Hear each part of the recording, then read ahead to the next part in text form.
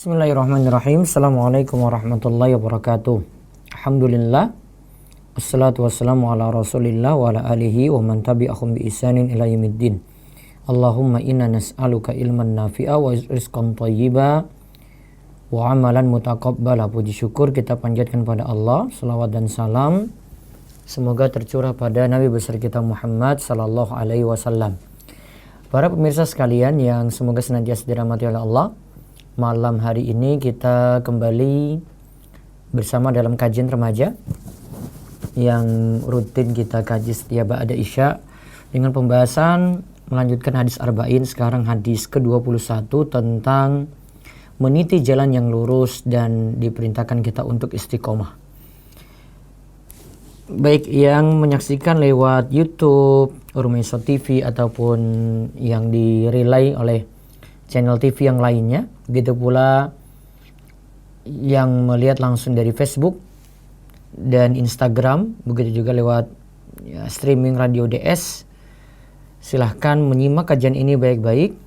Nanti kami akan memberikan kesempatan untuk bertanya di akhir, terutama adik-adik remaja bisa gunakan momen ini untuk bertanya bebas, sebenarnya tidak mesti sesuai dengan tema. Namun kalau ada yang sesuai dengan tema lebih bagus lagi. Nantinya pertanyaan tinggal ditulis di kolom komentar YouTube channel Rumaiso TV atau bisa langsung telepon. Telepon nanti akan lebih didahulukan di 0812 281 85131. Sekali lagi di 0812 281 85131. Sebentar, kami tuliskan dulu di YouTube ya. Telepon interaktif 0812 281 85131. Nomor itu diingat untuk kajian pagi dan kajian malam. Nomor itu akan selalu aktif untuk bertanya. 0812 281 85131. Nah, ikhwani fiddin wa akhwati fillah, adik-adik remaja sekalian, kali ini tema kita tentang istiqomah. Hadisnya hadis ke-21 dari Abu Amr. Ada yang mengatakan Abu Amrah. Nama aslinya adalah Sufyan bin Abdillah radhiyallahu anhu. Qal, ia berkata, qultu ya Rasulullah, katakanlah wahai Rasulullah, kulli fil islami qawlan la as'alu anhu ahadan ghairak. Wahai Rasulullah, katakanlah kepadaku suatu perkataan dalam Islam yang aku tidak perlu bertanya tentangnya kepada seorang pun selainmu. Maka Nabi Shallallahu Alaihi Wasallam bersabda, Qul amantu billahi summa istaqim. Katakanlah, aku beriman kepada Allah, kemudian istiqomahlah. Katakanlah, aku beriman kepada Allah dan istiqomahlah. Hadis ini riwayat Muslim nomor 38.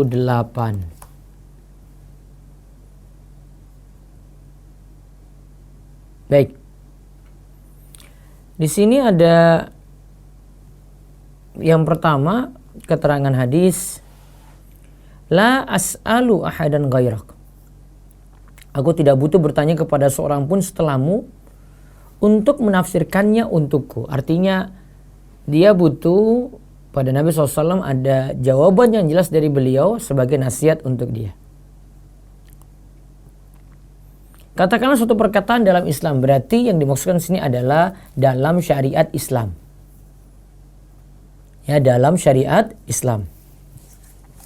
Sedangkan kalimat suatu perkataan yang aku tidak perlu bertanya tentangnya kepada seorang pun selainmu, maksudnya kalimat tersebut sangat berbeda pokoknya. Kalimat tersebut sudah jadi definisi.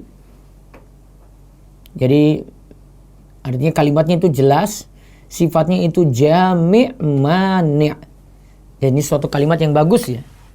Kalimat yang bagus itu punya sifat jami' mani'. Diingat baik-baik itu ya. Suatu kalimat yang bagus sebagai nasihat itu, apalagi kalimatnya itu sifatnya jami' mani'.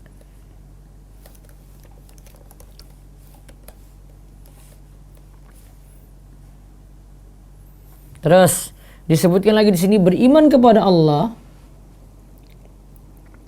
Qul amantu billah, berarti beriman, aku beriman kepada Allah, berarti ada disebut sini beriman kepada Allah. Kemudian summastaqim, kemudian istiqomahlah.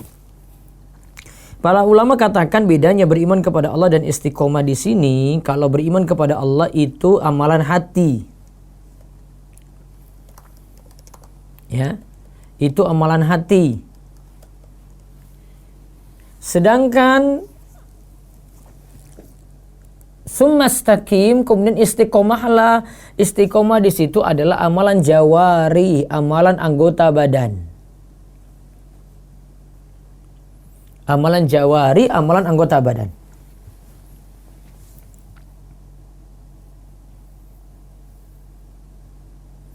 Nah, di sini kita simpulkan beberapa hal. Yang pertama, di dalam hadis ini kita simpulkan para sahabat itu semangat sekali dalam mencari ilmu. Mereka makanya sering mengajukan pertanyaan ini kepada Nabi SAW. Maka adik-adik remaja yang perhatikan kajian malam ini, kalau mau ingin bertanya, bertanyanya dalam kebaikan, ada ilmu yang kurang jelas, atau mungkin dalam kajian, pembawaan kajian itu ada yang kurang dipahami.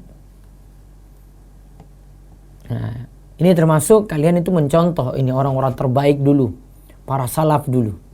Maka gunakan momen kesempatan kita diberi waktu untuk bertanya, tanya. Jangan jadi orang yang bingung gitu. Dan memang kalau orang tidak tahu, Allah juga perintahkan fas'alu ahla dzikri in kuntum la ta'lamun. Bertanyalah kepada ahli ilmu jika kalian tidak mengetahui.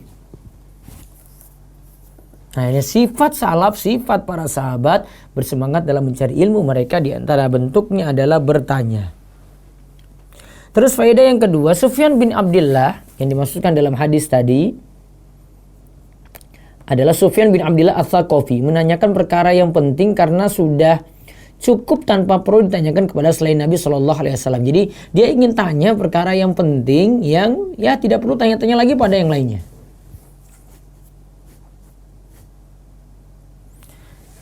Terus faedah yang ketiga, Sufyan bin Abdullah Ats-Tsaqafi mungkin saja bertanya kepada sahabat lainnya dalam masalah ilmu.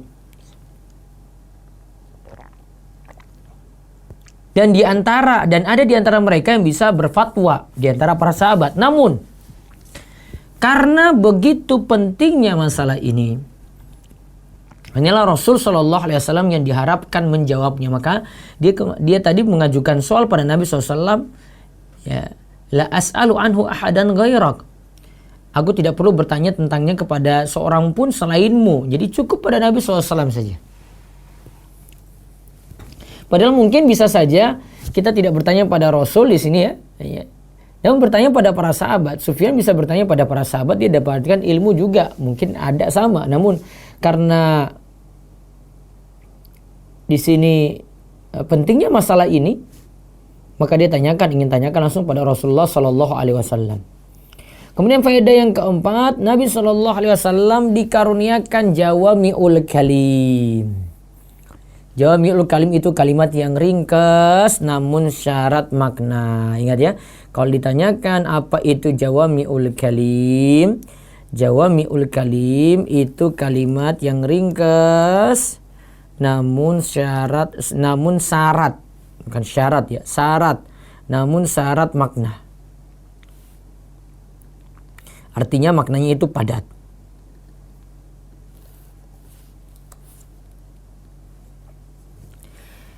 Seperti Allah katakan, innal ladzina qalu rabbunallahu tsumma istaqamu fala khaufun 'alaihim wa la hum yahzanun. Sesungguhnya orang-orang yang mengatakan Tuhan kami adalah Allah, kemudian mereka tetap istiqomah, maka tidak ada kekhawatiran terhadap mereka dan mereka tiada pula berduka cita. Al-Aqaf ayat 13.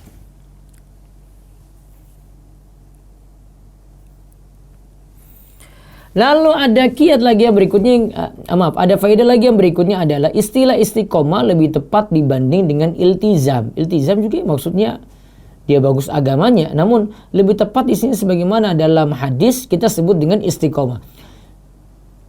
Orang yang istiqomah itu namanya mustaqim.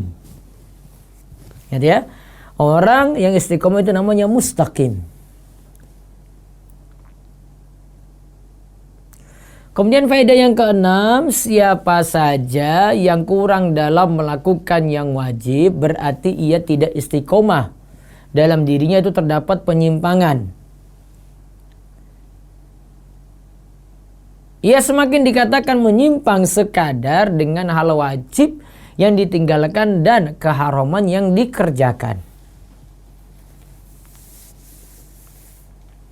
Jadi kalau misalnya ini saya contohkan, ba'da Ramadan. Di bulan Ramadan, Masya Allah, sholat yang waktunya tertib. Namun ba'da Ramadan, dia tidak istiqomah lagi. Subuh sudah bolong-bolong. Ini kebiasaan sebagian remaja ini. Ba'da Ramadan, ya subuhnya bolong-bolong lagi.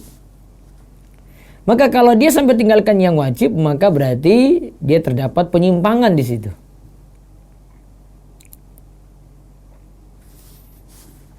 Terus ini ada lagi faedah yang ketujuh. Sekarang tinggal kita koreksi diri. Apakah kita benar-benar istiqomah ataukah tidak? Jika benar-benar istiqomah maka bersyukurlah kepada Allah. Jika tidak istiqomah maka wajib baginya kembali kepada jalan Allah.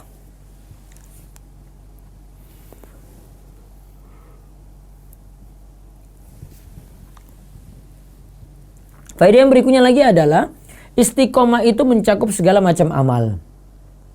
Siapa yang mengakhirkan sholat hingga keluar waktu maka ia tidak istiqomah. Siapa yang enggan bayar zakat berarti dia tidak istiqomah. Siapa yang menjatuhkan kehormatan orang lain juga berarti dia tidak istiqomah. Siapa yang menipu dan mengelabui dalam jual beli juga dalam ya sewa menyewa maka ia tidak disebut istiqomah. Istiqomah berarti meninggalkan hal jelek tadi.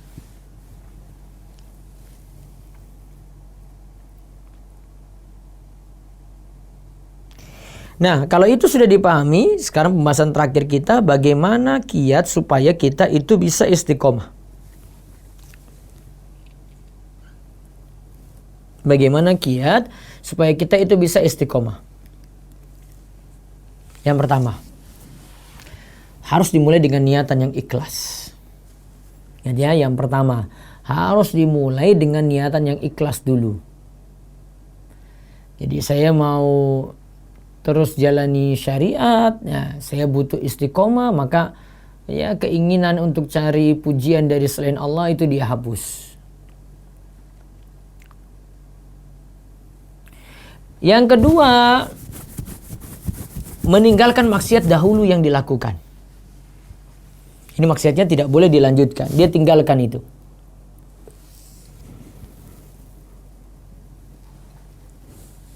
Kalau kita lihat yang pertama tadi harus dimulai dengan niatan yang ikhlas. Ini seperti perkataan para ulama.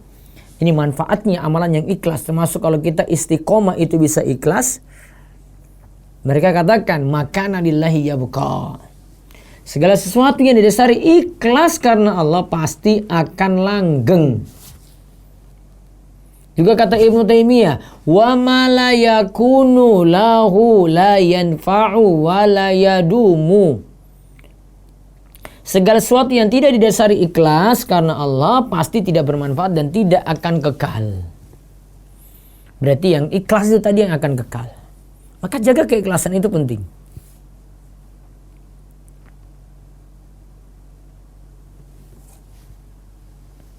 Kemudian yang keempat, mencari lingkungan bergaul yang baik. Nah, ini penting nih. Terutama ada di remaja ini.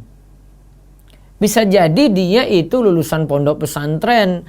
Namun ketika dia itu kuliah, dia masuk di lingkungan yang rusak. Akhirnya lepaslah tadi nilai-nilai itu pesantrennya. Sudah malas-malasan sholat. Gara-gara teman. Dia punya teman samping kos, samping kamarnya itu. Temannya samping kamarnya itu orang yang malas, maka dia terpengaruh seperti itu, pengaruh teman. Karena ingat di sini Nabi SAW katakan al-mar'u ala dini khalili falyanzur ahadukum ila may yukhallil.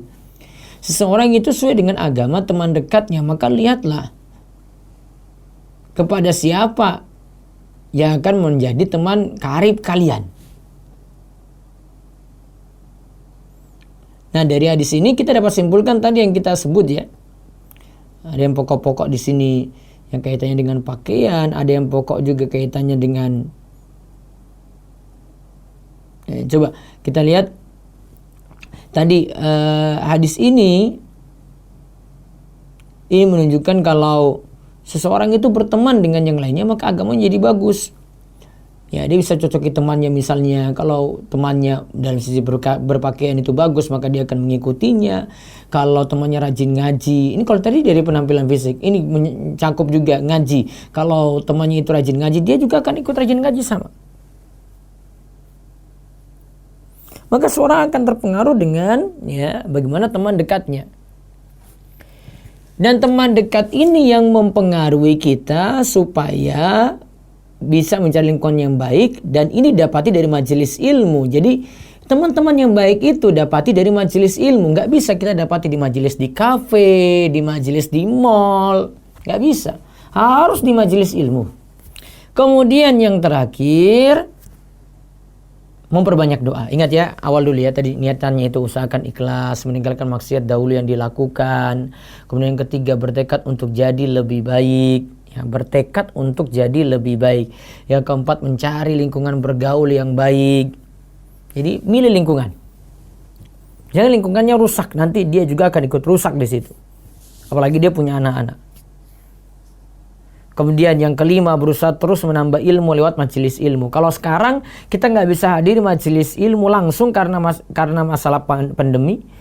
Juga kalau datang ke masjid hanya dibatasi orang tertentu. Kalau di keadaan new normal itu ya perlu timbang-timbang orang juga yang datang, tidak boleh banyak-banyak. Maka majelis ilmu yang ada kita cuma bisa dapat online, maka belajarnya ya online. Beda kalau kita dapati majelis ilmu, nanti masa pandemi ini selesai, ya mudah-mudahan Allah segera angkat itu.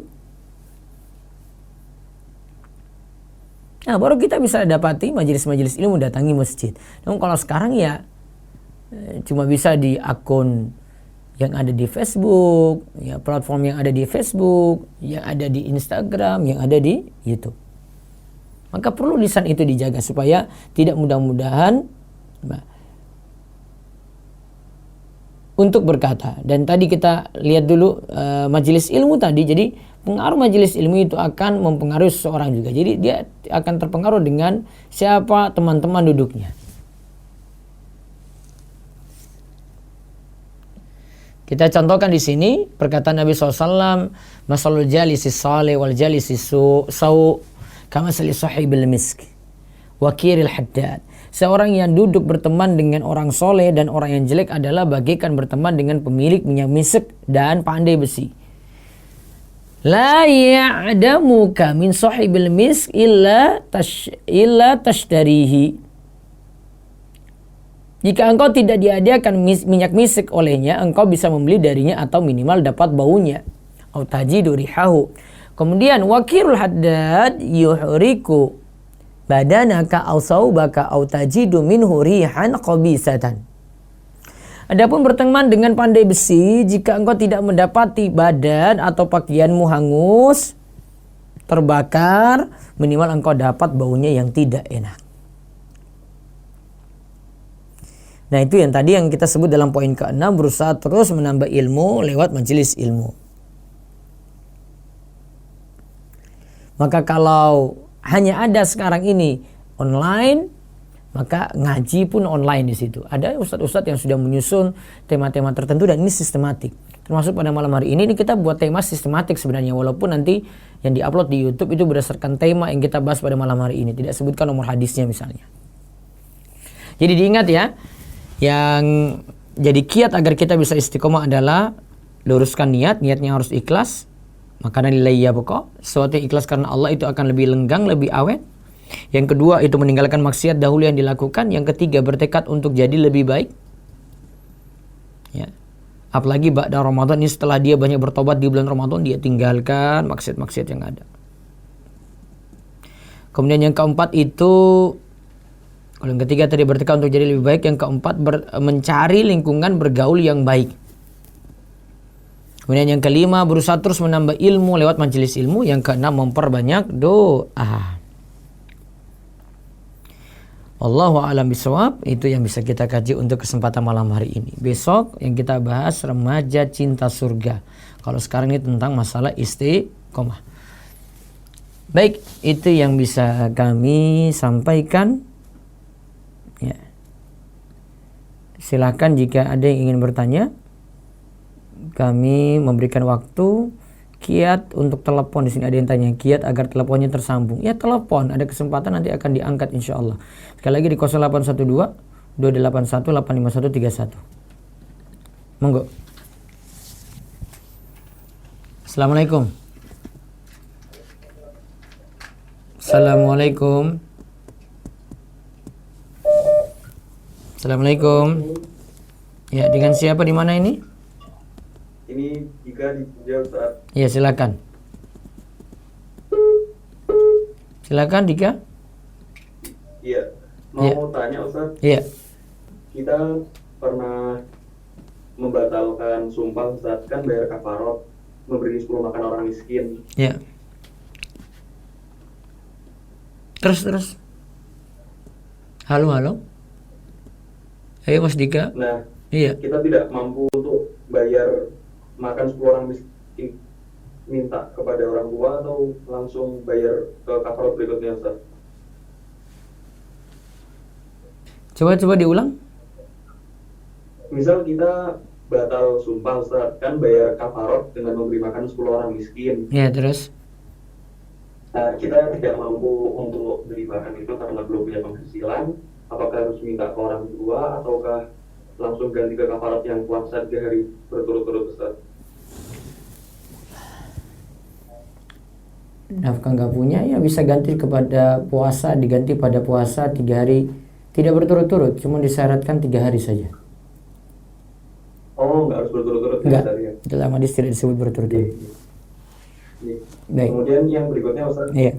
kalau kita Jumatan, kan kotak infak itu kan nggak boleh lewat Ustaz, Kenapa? termasuk perbuatan sia-sia. Iya benar ya Ustaz. Iya, Apakah terus. kotak infak ketika lagi khutbah itu boleh lewat? Iya, lanjut. Nah, iya, kita sebagai jamaah, apakah kita cukup mengingkari aja? Karena kalau kita mendiamkan, otomatis sama jamaah yang lain kan Tetap jalankan saja daripada mandek di situ dan nanti punya masalah, dijalankan. Iya. Terus? Kemudian Ustaz, misal kalau baca ramalan zodiak kan nggak diterima sholatnya 40 hari Ustaz. Nah ini lingkungan teman-teman saya Ustaz, banyak yang suka novel, dan di novel tersebut misal ada ramalan, tapi ramalannya itu hanya kaitannya dengan tokoh tersebut. Misal si penulisnya itu menulis si tokoh A ini meramal bahwa si tokoh B akan mati. Terus? Apakah termasuk yang diharamkan atau bagaimana Ustaz? Dalam cerita novel itu disebut kayak gitu. Iya, jadi ramalannya hanya berkaitan dengan si tokoh di dalam novel itu, bukan berkaitan dengan kita hanya Ustaz. Jadi dia ramal gitu. Iya, sebenarnya si penulisnya itu mengimajinasi, saya tuh pengen matiin si tokoh ini, tapi saya tulis di buku saya sebagai ramalan aja gitu Ustaz. Terlalu banyak imajinasi novel kayak gitu tuh. Oh iya, iya Ustaz, paham. Ya makanya saya nggak mau jawab. Iya. Iya, Terus? iya, Ustaz. Ini Ustaz, hukum gambar hewan itu kan nggak boleh. Nah, yang jadi kerancuan bagi kami itu, kalau misal gambar hewannya yang hewan-hewan sederhana, misal cacing, bintang laut, atau kerang, itu tetap nggak boleh atau gimana Ustaz? Yang penting nggak kelihatan mukanya. Oh, oke. Iya. Oke, paham Ustaz. Terus yang terakhir Ustaz, kenapa di beberapa kitab itu tetap ada ulama menyertakan hadis dhaif itu supaya hikmahnya bagaimana Ustaz? Kadang hikmahnya adalah untuk menjelaskan itu dhaif. Satu. Ada lagi Ustaz? Yang kedua, bisa jadi penilaiannya itu sahih, makanya dia masukkan. Berarti ada perbedaan pendapat di antara ulama tentang itu. Terus yang ketiga, ada ulama masukkan namun memang tugasnya dia nggak lagi seleksi di situ, atau ada hadis pokok yang di atasnya. Hadis dhaif ini cuma disertakan saja. Sudah ada hadis pokok, bumbu saja gitu. Namun sudah ada hadis pokok dan berbagai macam alasan yang lainnya. Jadi sebabnya macam-macam. Jadi bukan ulama itu salah. Misalnya ada dalam kitab-kitab sunan itu hadis-hadis dhaif misalnya.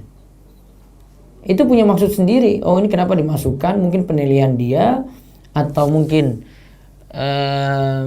memang tugas dia itu bukan lagi seleksi hadis sahih dan dhaif gitu, bukan. Namun lagi memaparkan hadis-hadis yang ada, membicarakan masalah hukum. Ini dulu yang dijadikan dalil oleh para ulama untuk dalil-dalilnya gitu.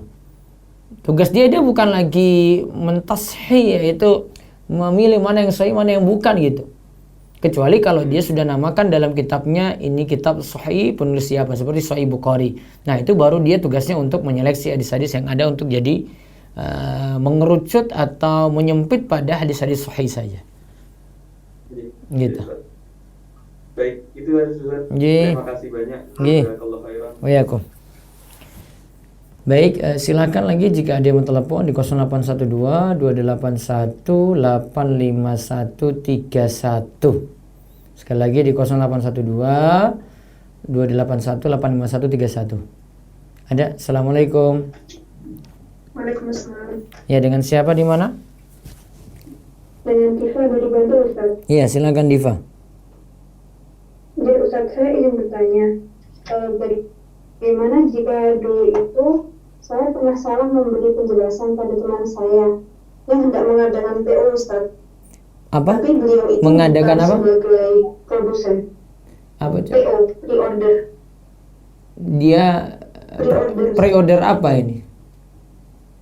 Pre-order tas, Ustaz. Tas ya, terus? Iya. Sama ada juga sih jilbab gitu, Ustaz. Iya, terus. Dan beliau itu juga bukan sebagai produsen, Ustaz.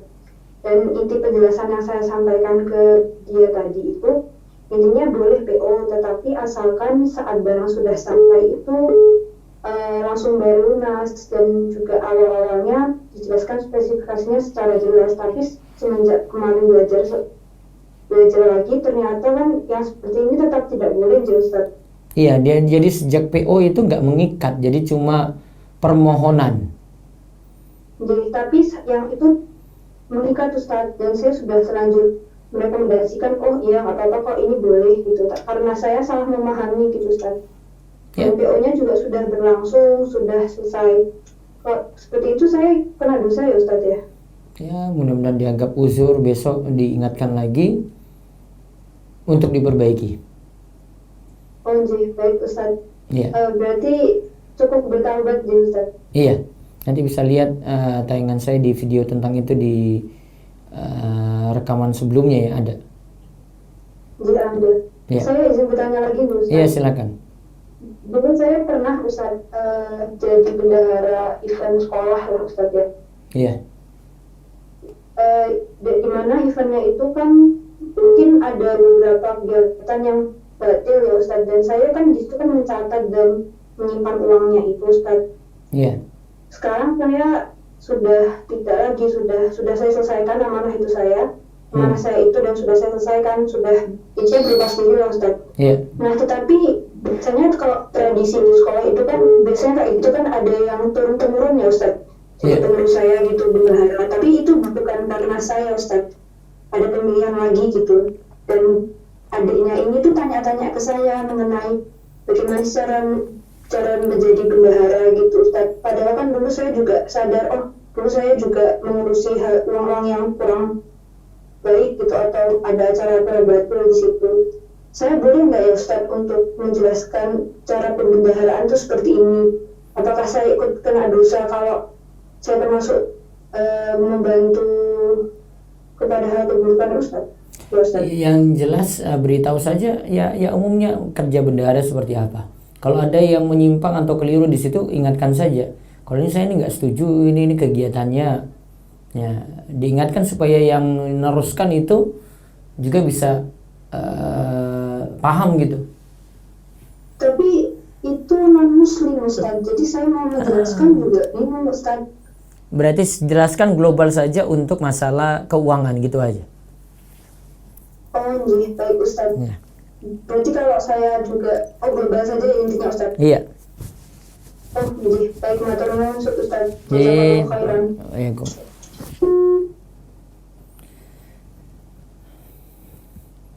Baik, jika ada yang telepon lagi silakan ya. Assalamualaikum. Ustaz, jadi saya mau menjelaskan juga ini, Ustaz. Assalamualaikum. Bisa fokus ke telepon, tidak dengar siaran atau siarannya diperkecil, monggo. Oke, sudah Ustaz. Ya, silakan. Assalamualaikum. Waalaikumsalam. Dengan siapa di mana? Dari Lukman Semarang Ustaz. Lukman Semarang. Iya. Iya, silakan. Mau menanyakan Ustaz. Kami Iya. ada harta emas batangan dan emas perhiasan. Apakah itu dipisah atau digabung ya Ustaz kalau perhitungan zakatnya? Emas batangan sama emas perhiasan digabung saja. Oh, digabung. Iya. Kalau nilainya sampai di atas mulai dari 85 gram atau senilai 85 gram, maka kena zakat 2,5%. Oh, baik. Tapi kalau kadarnya beda-beda Ustaz, berarti di satuan Dinilaikan. Jadi dinilaikan dengan uang itu berapa. Emas sekarang taruhlah nisabnya itu 85 gram itu sama dengan 76 juta. Kalau semuanya diuangkan itu nilainya mencapai 76 juta, berarti kena zakat 2,5%. Oh, baik. Kalau ada emas yang 22 karat berarti dikalikan harga yang 22 karat gitu. Iya. Nanti dapat nilainya digabungkan dengan semua emas yang lainnya tadi yang karatnya beda-beda. Kemudian dijumlahkan, kalau di atas nisab 76 juta tadi berarti kena zakat. Kalau di bawah itu tidak kena zakat. Baik, baik. Begitu saya terima kasih sudah sama Iya. saya. Waalaikum. Baik, dia nanya lewat YouTube. Bagaimana cara menolak doa atau ucapan buruk yang ditujukan ke kita, apalagi yang mengucapkan adalah orang tua sendiri? Ya, banyak minta perlindungan pada Allah. Selain itu doakan juga baik orang tua. Mungkin doa di beliau itu keliru, doa orang tua itu keliru, dan pokoknya balas dengan kebaikan. Ya, assalamualaikum. Assalamualaikum. Waalaikumsalam. Iya.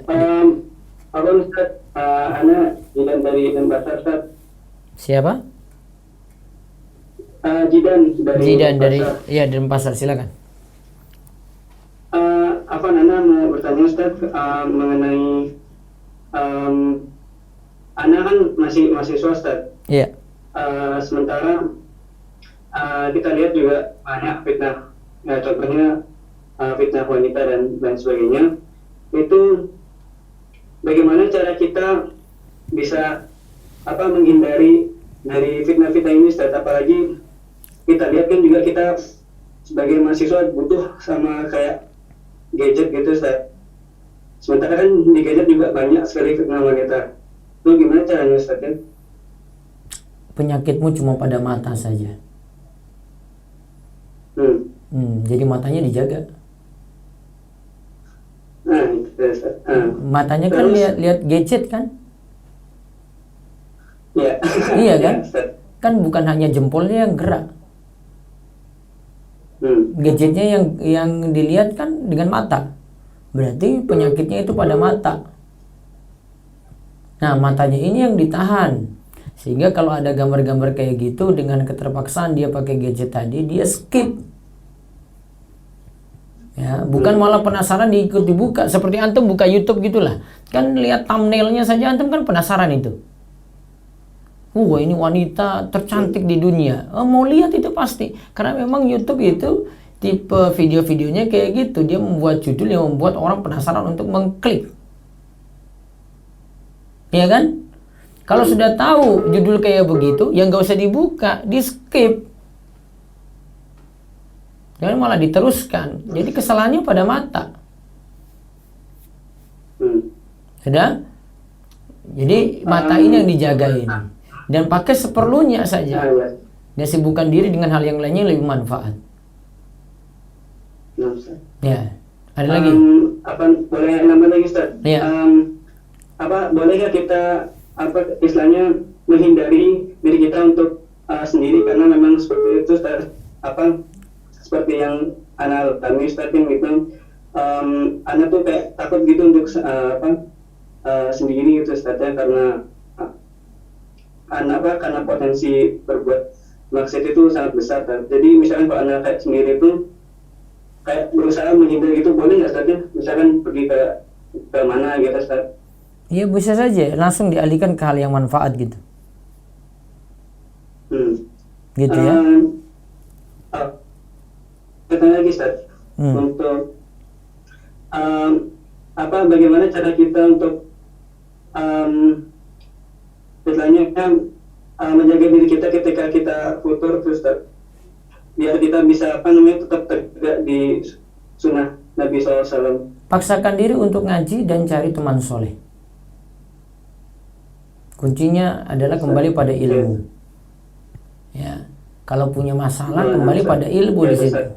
Ilmu itu menyelesaikan. Ya, kalau cuma pasrahkan pada diri sendiri saja nggak bisa. Ilmu itu yang ngantar pada kebaikan. Sehingga kalau mau berbuat maksiat, ingat punya ilmu, takut pada Allah, akan tercegah dari itu.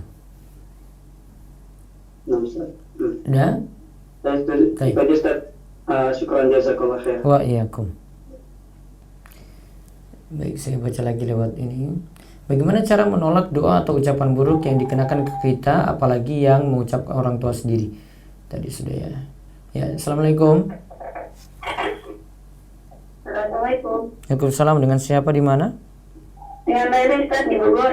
Iya, silakan Leli di Bogor.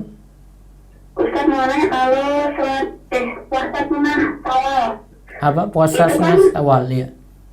itu kan harus bayar utang dulu ya? Punya utang nggak? Punya. Punya. Karena apa? Haid. Haid. Maka dahulukan utang dulu, baru kemudian puasa Syawal. Nah kemudian kan saya biasanya Daud Ustaz. Itu Syawal apa langsung Daud aja? Mau dapat pahala puasa Syawal nggak? Mau Ustaz? Iya, berarti kodok puasa terus Syawal dulu, habis itu kemudian Daud. Oh berarti saya utang 10 terus 6 baru Daud ya? Iya, Daud setelah itu saya nggak apa-apa. Daud kan nggak mengikat juga harus lakukan kapan waktunya, kan nggak pakai syarat seperti itu. Yang penting punya kemampuan saja untuk lakukan puasa Daud, sehari puasa sehari tidak. Berarti bayar utang Syawal langsung baru Daud ya? Iya, Satu lagi boleh Ustaz? iya silakan. Saya kan dulu tinggalnya di daerah yang banyak bid'ah. Karena saya hijrah ke Bogor. Dan di sini saya merasakan banyak sekali kajian-kajian sunnah. Iya. Dan saat ini itu ada ikhwan yang ingin abor. Sementara dia tuh aslinya dari Bekasi dan kerjanya tuh di dekat rumah saya di sana. Iya. Nah, dia sempat menanyakan ke saya, nanti kalau berjodoh dan menikah itu maunya di mana? Nah, sebenarnya saran dari Ustaz itu baiknya saya memang baiknya mengikuti suami ya. Tapi kalau di sana itu banyak bid'ah, bolehkah saya mengajukan permintaan untuk tinggal di sini aja atau gimana? Itu bisa nggak ya Ustaz? Manut pada suami saja. Oke, baik Ustaz. Dari Pak Ustaz. Oh iya. Assalamualaikum. Waalaikumsalam warahmatullahi wabarakatuh. Ustaz, bagaimana jika ada ikhwan yang tidak sengaja melihat aurat akhwat? Apakah sang akhwat berdosa karena si ikhwan suka tiba-tiba masuk ke area rumah tanpa izin? Salah di ikhwannya sebenarnya, karena dia masuk rumah tanpa izin. Karena ada aturan ketika masuk rumah itu ucapkan salam, minta izin dulu diperkenankan masuk ataukah tidak. Terus adakah dalil pada sholat sunnah posisi tahiyat akhir seperti tahiyat awal? Sering saya temui pada sholat tarawih menggunakan rokaat 11 rokaat dengan witir. Kalau saya memilih pendapat setiap duduk rokaat terakhir duduknya tawaruk, kaki keluar. Saya tidak milih seperti pendapat Imam Ahmad seperti yang disebutkan dalam soal ini. Ya, dan itu lebih duduknya lebih lama, menandakan kita tahiyat akhir, dan itu juga didukung dengan dalil. Ya, ada telepon? Ya, assalamualaikum. Assalamualaikum Ustaz. Ya silakan. Bisa dekat dengan telepon, diperbesar suaranya? Oh iya, sudah jelas Ustaz? Ya sudah. Oh ya, jadi dulu saya sempat ada kekhawatiran karena ada teman yang bilang kalau kami itu satu akidah tapi beda manhaj. Dari situ saya sempat menghentikan belajar tentang ilmu agama. Terus saya sempat futur kurang lebih 1 tahun. Yeah. Dari situ saya banyak sekali kehilangan manfaat dari ilmu agama. Yeah. Kalau alhamdulillah qadarullah dapat hidayah lagi. Yeah. Kemudian sedang belajar untuk istiqomah. Kira-kira kalau misalnya ini terjadi lagi pada diri saya atau orang terdekat saya, kira-kira nasihat apa yang bisa saya berikan kepada orang tersebut atau pengingat untuk diri saya sendiri, Ustaz? Kenapa tadi sampai futur tadi gara-gara apa? gara-gara itu ketakutan ketika teman bilang ini yang benar manhaj ini, kemudian kita tuh satu akidah tapi beda manhaj, kemudian ini yang lebih sesuai, tapi sedangkan orang sekitar saya itu ikutnya yang ini, tapi teman ngaji saya bilangnya seperti itu, kemudian dia keluar dari pengajian yang biasanya mengikuti manhaj yang baru, Ustaz. Yang jelas kalau antum jenengan sudah yakini itu ilmu yang bagus, landasannya jelas Al-Quran dan hadis, ikuti itu, nggak usah dengar omongan kata orang gitu, ini nggak benar, ini nggak benar gitu. Ikuti itu dulu, biar nggak jadi orang bingung. Kalau nggak bisa istiqomah, nanti pindah lagi, jadi nggak dapat suatu kejelasan gitu loh. Jadi jangan sibukkan dengan komentar orang, pokoknya kalau sudah yakin itu benar, ikuti saja. Misalnya ngaji pada Ustadz A ini ya, saya sudah ngaji sama Ustadz A, saya sudah yakin itu dan ilmunya sudah siko, terpercaya, dapat rekomendasi juga dari Ustadz yang lainnya, ya sudah ikuti dia saja. Ya, jangan kalau ada yang komentar miring biasanya cuma fitnah-fitnah saja. Kalau memang itu nggak benar, nggak usah dipercaya. Kalau nggak, buat orang yang baru belajar itu nanti membuat orang yang baru belajar jadi futur, tidak semangat, itu nggak baik. Ya, betul. Iya. Jadi itu ya Ustaz, untuk agar diri lebih yakin lagi, menutup telinga dari omongan-omongan orang. Iya, belajar saja. Iya. Ustaz mau tanya bagaimana cara menghilangkan rasa riya padahal kita sudah berusaha menghilangkan ketika muncul dalam hati. Pertama dibangun rasa takut dulu pada Allah. Allah dianggap maha besar, Allah maha melihat kita, Allah tahu amalan riya kita. Seperti sisi ini kita ketahui, kita yakini, maka riya itu akan hilang. Di samping kita tahu bahaya riya tidak manfaat untuk kita, riya juga buat amalan kita jadi tidak langgeng. Nah itu akan memotivasi kita supaya mengikhlaskan ibadah hanya untuk Allah. Assalamualaikum. Assalamualaikum. Halo, assalamualaikum. Baik, kan dulu ya. Ustaz, bagaimana cara mencari lingkungan yang baik untuk beristiqomah ketika masa pandemik ini? Ya, lingkungan yang baik hanya kalau sekarang ya cuma online kayak begini. Ada kajian ikuti, ada teman-teman baik diikuti, atau di grup-grup, atau mungkin ada di grup para ustadz yang ustadz itu buat. Nah, itu bisa dimanfaatin. Ya. Assalamualaikum. Ya, assalamualaikum. Waalaikumsalam. Dengan siapa, di mana? Saya Adhar di Karawang. Adhar di Karawang. Saya izin bertanya. Ya, silakan. Adhar di Karawang ya. Silakan. Begini Ustaz, ketika kita sudah menentukan kita itu berhijrah, sebaiknya sejauh mana kita menikmati dunia. Contohnya seperti kita menonton televisi. Nah, baiknya kita meninggalkan televisi itu. Contohnya kayak dulu saya senang sekali nonton acara-acara di Indosiar gitu, FTV Indosiar misalnya. Lalu saya sering suka main di mall. Nah, ketika kita sudah hijrah, apakah kita harus meninggalkan itu semua atau masih boleh dengan batasan-batasan tertentunya? Pakai protokoler khusus berarti. Begitu. Iya. Maksudnya tahu kenapa mesti tinggal? Apakah masih boleh kita menonton televisi? Kira-kira mau balik lagi masih manfaat nggak? Ada TV yang manfaat yang mau ditonton? Hah? Kan sekarang sudah ngaji, sudah tahu ini yang manfaat nih yang enggak. Ya. Kan kita sudah bisa menseleksi mana yang manfaat, mana yang enggak kan ketika kita sudah ngaji. Kira-kira kalau mau balik nonton TV lagi, ada acara yang manfaat bisa disaring? Ini pertanyaan. Jadi boleh, tapi ya. Kira-kira masih bisa saring nggak? Kalau nggak bisa saring, berarti itu sesuatu yang tidak manfaat. Kita pukul rata semua gitu, nggak bisa pilih-pilih. Sama juga ketika tadi ke mall ya. Ya ke mall kalau ada keperluan aja, kalau tidak ada keperluan ya ngapain nongkrong-nongkrong.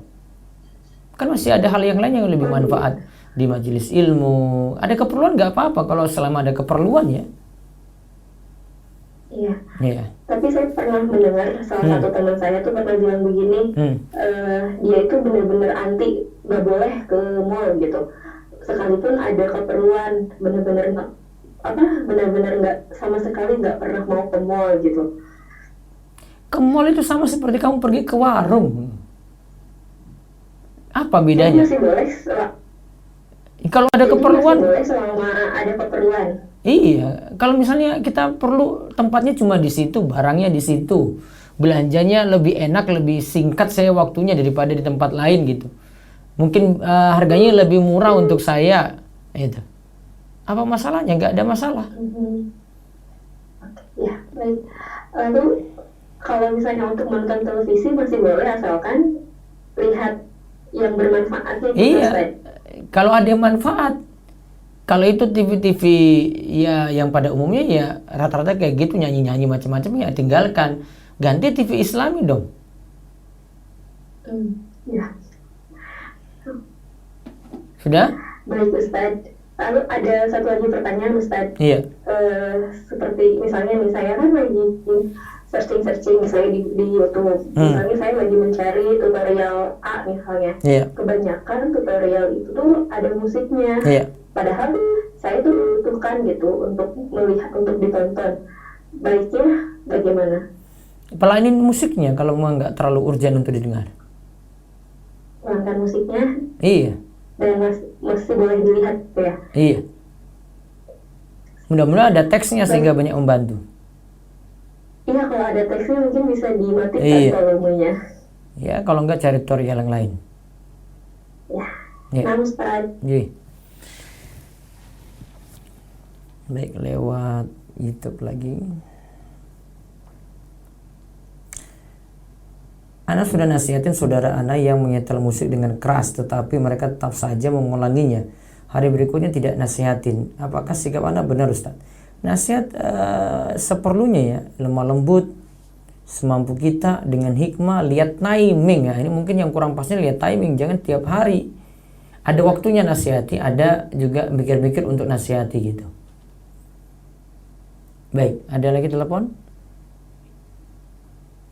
Ya, assalamualaikum. Waalaikumsalam. Ya, dengan siapa di mana? Saya Panji dari Surabaya, Ustaz. Ya, silakan Mas Manji. Mau izin bertanya, Ustaz, Ji. tentang batasan edit foto produk, Ustaz. Edit foto apa? Edit foto produk. Produknya siapa? Produk yang misalnya kita beli, kita jual gitu, Ustaz. Foto Seperti memperbagus fotonya lagi, membersihkan yang kotor-kotor gitu, Ustaz. Dalam proses editing. itu foto kita sendiri, terus kita nanti edit lagi, memperbagus, memperindah foto tadi gitu. Iya. Nah, tujuannya apa memperindah? Supaya lebih bersih gitu, Ustaz. Enak dilihat gitu. Enak dilihat ini sampai menghilangkan spesifikasi aslinya enggak? Enggak. Enggak. Sepenuhnya, Ustaz. Hah? Enggak sepenuhnya. Enggak, artinya orang dikelabui enggak? Misalnya ini, saya ceritakan saja. Saya pernah beli tas di Facebook, ya secara fisik saya lihat bagus gitu loh. Karena dia memang tampilan di video yang dia tampilkan itu luar biasa bagusnya. Namun ketika saya terima, tidak sesuai dengan kenyataan yang ada di Facebook tadi. Berarti kan dia edit video ini seolah-olah itu bagus semua, padahal dia tidak terangkan kainnya itu bagaimana, terus kualitasnya seperti apa, tipisnya bagaimana, kan nggak diterangkan. Kalau ini mau jual barang online itu syaratnya adalah spesifikasi itu diterangkan seperti kita lihat langsung. Itulah makanya namanya baik ala sifat. Jadi kita membeli sesuai dengan spesifikasi. Spesifikasi ini nggak bisa direka-reka, nggak bisa, apa adanya berarti. Ya, kalau itu sampai mengelabui orang, misalnya ini warna aslinya nggak kayak gitu, terus kamu cerahkan warnanya, ternyata ketika nyampe orang nggak puas. Kemarin ini cerah banget kok warnanya. Nah, editan kamu berarti mengelabui orang.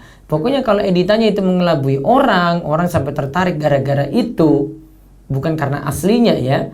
Maka seandainya dia tahu aslinya itu dia nggak mau beli, berarti itu sudah namanya mengelabui.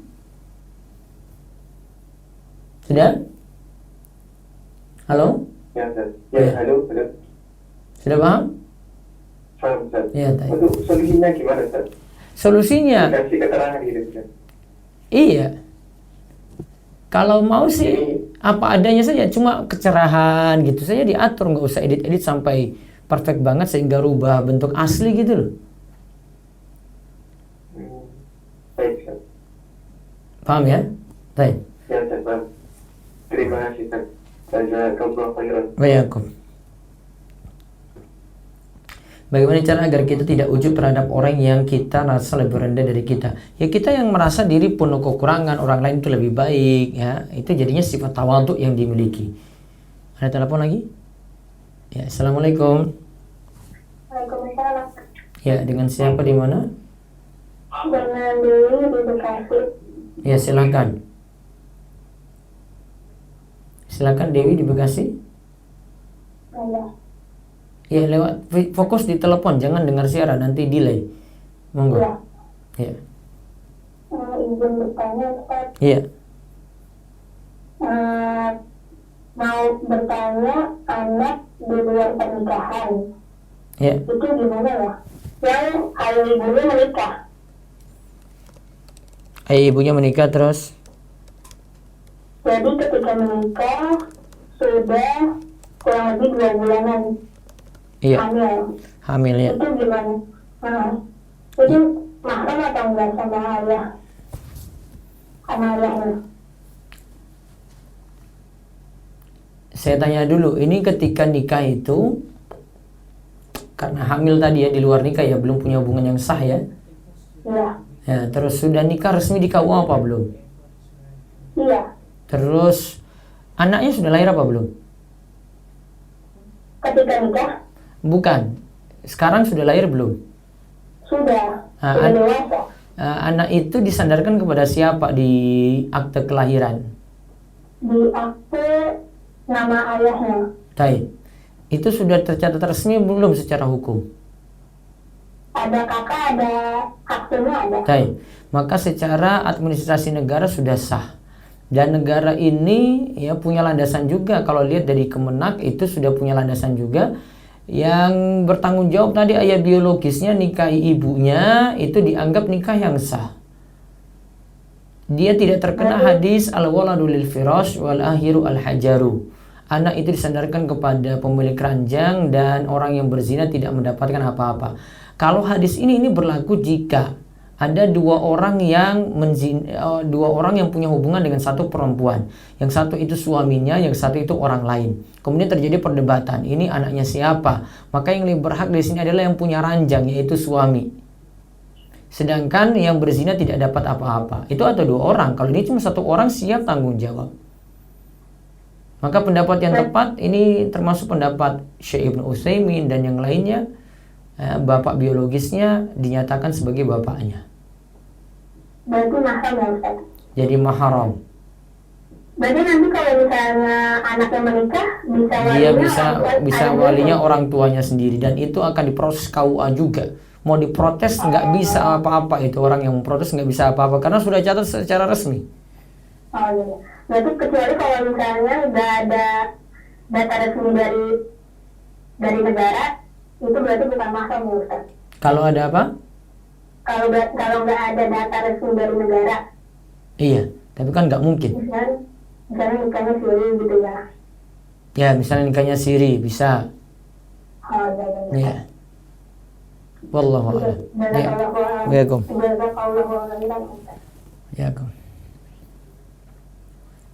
bagaimana mulai berdakwah kepada keluarga yang masih awam Ustaz? Dakwai dengan lemah lembut, ya dengan ilmu, lihat timing dengan hikmah, nggak terburu-buru, ya. Apalagi itu pada orang tua, ada kata-kata yang perlu diatur, kata-kata bijak dan seterusnya. Nah, ini yang muda-muda pasti tahu ini, termasuk juga ada di remaja yang dengar pada malam hari ini. Baik, ada telepon lagi? Ya, assalamualaikum. Waalaikumsalam warahmatullahi wabarakatuh. Ustaz, Ya, dengan siapa di mana? Angga Ustaz di Bekasi. Ya, silakan Angga. Ustaz, saya mau nanya, saya kan sekarang usia 25 tahun Ustaz. Ya, Posisi saya sudah bekerja, ya, saya sudah punya tempat tinggal, dapat dari perusahaan untuk sementara. ya. Nah, saya kan ingin menikah Ustaz, tapi dari pihak orang tua saya, terutama ayah saya itu melarang. Kenapa? Karena ayah saya itu mau nikahnya, walimahnya itu besar-besaran. Jadi ayah saya minta saya menunggu satu tahun lagi Ustadz, satu tahun lagi untuk menunggu ayah saya nabung juga. Iya. Nah Ustadz, sedangkan saat ini saya sangat sulit Ustadz untuk menahan syahwat saya gitu Ustadz. Iya. Lalu bagaimana plan Ustadz, apakah apa yang harus saya lakukan Ustadz kalau jika seperti ini? Sudah ada calon apa belum? Calon sudah Ustadz. Calon sudah. Calon sudah ada. Orang tua Sudah sudah ada, setuju ya. apa belum? Ya Ustadz, gimana? Orang tua sudah setuju apa belum? Maaf, suaranya, maaf, gimana? Orang tua sudah setuju atau belum? Kalau untuk calonnya Ustadz, saya belum bawa ke rumah dan saya pun belum ke rumah orang tua calon tersebut. Saya udah bilang Ustadz ke calonnya kalau saya mau menikah dengan dia, tapi nanti jika saya sudah siap.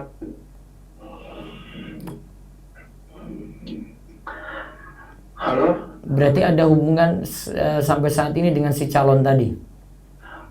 Hubungan hanya sekedar chatting Ustadz, tapi chatting pun udah lama Ustadz. Kita jarang kontak kalau ada perlunya aja Ustadz. Iya, itu yang buat syahwatmu jadi naik itu di situ. Jadi itu kurangi.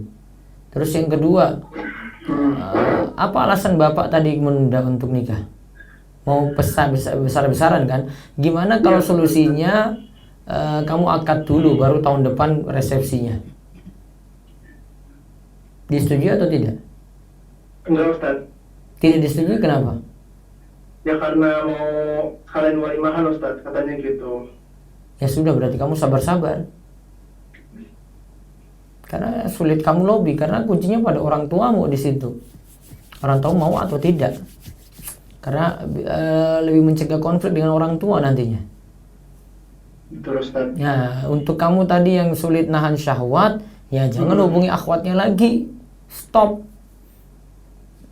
Jadi alasanmu tadi karena nggak bisa tahan lagi ya karena kamu hubungan dengan akhwat. Coba kalau nggak hubungan, sibukkan diri gitu aja. Nggak akan kayak gitu kok. Paham Mas Angga? Ya, paham Ustadz. Baik Ya. Ustadz. Mudah-mudahan Allah berikan solusi segera. Amin ya Allah. Amin ya Allah. Ya. Amin. Ustadz, terima kasih. Syukran jazakallahu khair. Waalaikumsalam. Terus bagaimana hukumnya merayakan Lebaran Ketupat? Tidak ada tuntunannya. Lebaran Ketupat itu sepertinya dulu itu orang-orang lakukan karena ada momen puasa Syawal. Puasa Syawal rampung baru ada Lebaran itu. Sekarang orang nggak puasa Syawal lagi. Orang nggak peduli itu, namun cuma Lebaran Ketupat. Jadi apa maknanya gitu loh? Kalau dia itu puasa Ramadan terus lanjut langsung hari kedua Syawal itu langsung puasa Syawal ya.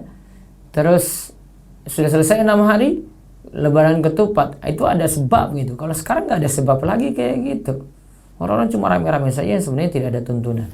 Terus saat tawaf perempuan tidak boleh pakai cadar. Iya betul. Saat terkait dengan COVID-19 ini banyak yang sholat pakai masker. Bagaimana hukumnya? Sholat pakai masker boleh. Tertutupnya mulut itu makruh.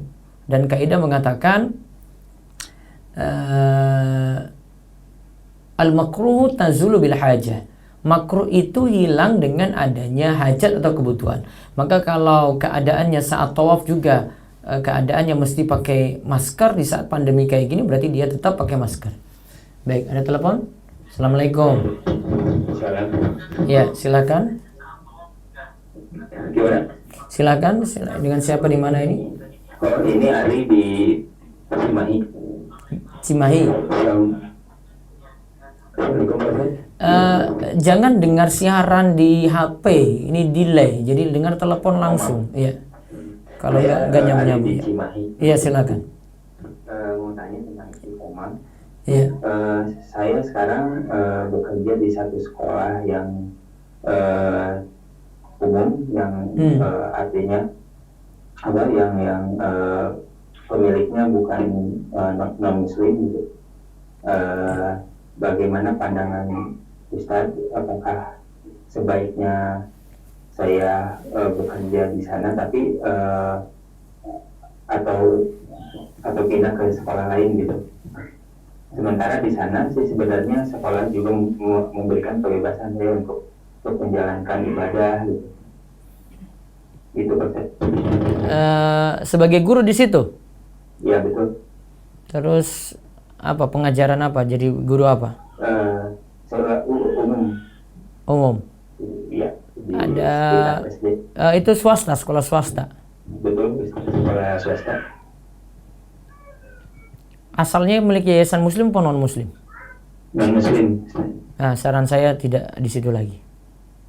Nah, Ya, lebih aman untuk akidah jenengan dan tidak banyak bentrok juga dan tidak sebab orang Indonesia kan nggak enakan gitu. Nanti ada acara Natal ikut karena nggak enak karena itu sekolahnya dia. Jadi nanti banyak mengorbankan akidah. Jadi timbang-timbang mudah-mudahan bisa cari sekolah lain. di sekolahnya itu pemiliknya non muslim tapi secara metode dan kurikulum yang umum, jadi nggak di kelas. Iya, bukan masalah ini. pelajarannya sih, tapi nanti muamalah seperti dia mau Natal, mau acara-acara tertentu yang kaitannya dengan agamanya dia, nggak enak kita. Oke. Ya. Biar loyalitas kita pada muslim saja. Baik. Cukup? Terima kasih. Iya. Alhamdulillah cukup. Terima kasih. Alaihi. Saya ingin bertanya bagaimana hukumnya investasi di mana akan memperoleh keuntungan 5% dari modal. 5% dari modal, ya, yang diberikan selama perjanjian kerjasama berjalan. 5% dari modal, keuntungannya itu nanti berdasarkan dari modal tadi 5%. Asalnya sih boleh, tapi nanti coba rinci lebih detail lagi. Ustaz, setahu anak jika anak hasil dari zina nasabnya tidak pada ayahnya. Iya, itu setahu jenengan ya. Saya punya tulisan sendiri tentang ini, nanti dicek ya di rumaisa.com. Saya sudah jawab 2 kali nih kalau sesi malam. Sebentar, saya kasih linknya di YouTube. Nanti baca baik-baik, simak baik-baik. Ini bawa fatwa ulama, saya bukan jawab cuma ngomong saja ini ya. Saya bawa fatwa ulama di situ.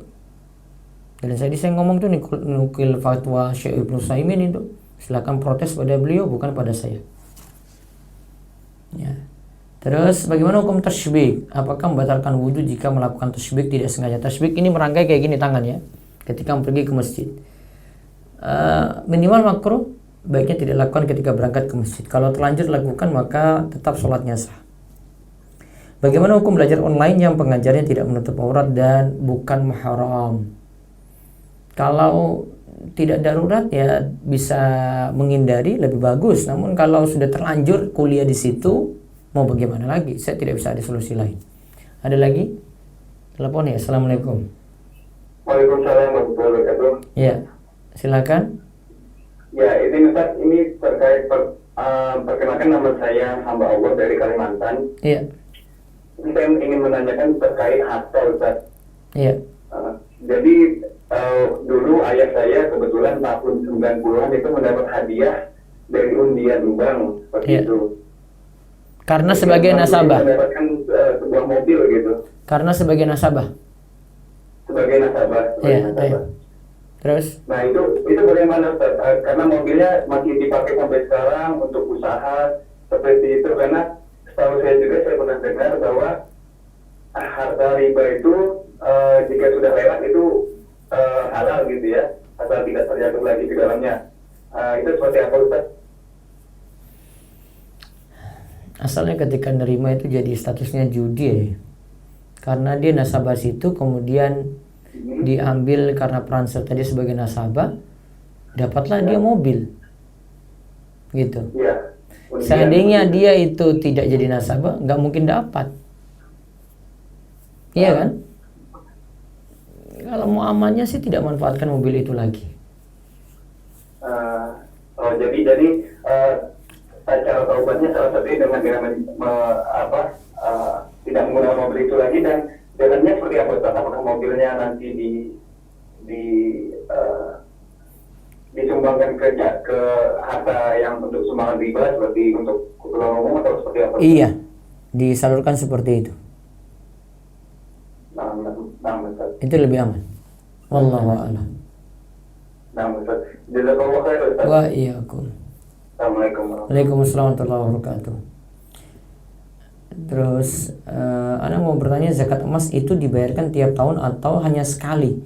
Dibayarkan tiap tahun ya, atau tergantung bertambahnya emas tersebut. Jadi kalau di atas nisab tiap tahun itu masih ada, maka dibayarkan tiap tahun Ya, selama di atas nisab tadi 2,5%.